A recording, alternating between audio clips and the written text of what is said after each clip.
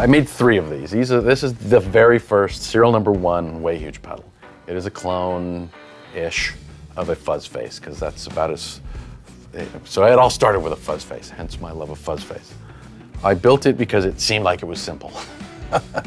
And a Fuzz Face is just not simple. This was Chevrolet engine block paint that I painted in my garage in Hollywood and drilled, and you know, it's a hand-built Fuzz Face. And it looks very MXR-y because I loved MXR. Basically, from the very beginning, Jimmy Dunlop was trying to get me to work at Dunlop. And we would just do this little dance every year at NAMM, and then finally we ran into each other on Maui, that's right, 2004. Total coincidence, beginning of 2006, I was at Dunlop. So I was very excited to work on MXR and Fuzz Face and Univibe and things like that. To me, it was far more exciting than relaunching the video. A Fuzz Face is an instrument. To me, it's more than like a fuzz. If you grab other fuzzes, muff-esque, if you will, they dominate your tone. It doesn't matter if you're playing a Les Paul or a Strat into a Marshall or a Fender. It just does its thing, and that's the sound you get. And variations slightly because of the guitar amp. A Fuzz Face is interactive because the high input and output impedance, it's just, see, I'm getting animated now.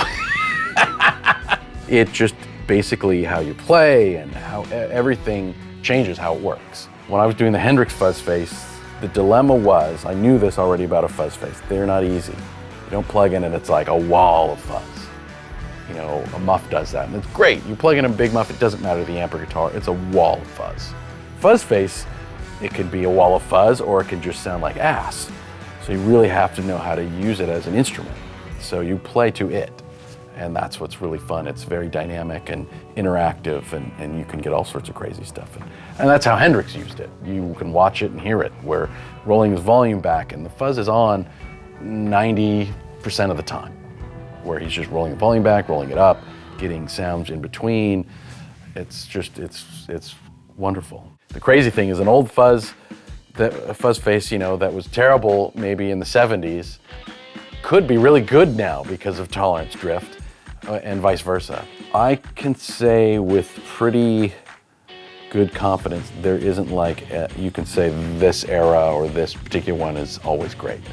They're always different. I've heard, you know, 60s ones that are amazing, Germanium ones, it's like, oh my God, mind-blowing, and other ones like that's crap. And same with silicone. There's good ones and there's bad ones. There just is. When I came on, and I think the Hendrix Fuzz Face is the first thing I did at Dunlop, was figuring out how do I make this always the same? And also thinking, okay, the guy that grabs this, that plugs a Fuzz Face in, and he's got, you know, a Les Paul and he's playing it into a Hot Rod DeVille or something, you know, he expects it to sound like Hendrix, which it will not. How do I make it get even, you know, close with the system like that? So it was a lot of time figuring out how do you make a Fuzz Face work in a lot of situations. You know, it's like you need a little bit of silicone, you need a little bit of germanium because, you know, he used both. And then you needed to work with different amp and guitar platforms, and it was really hard.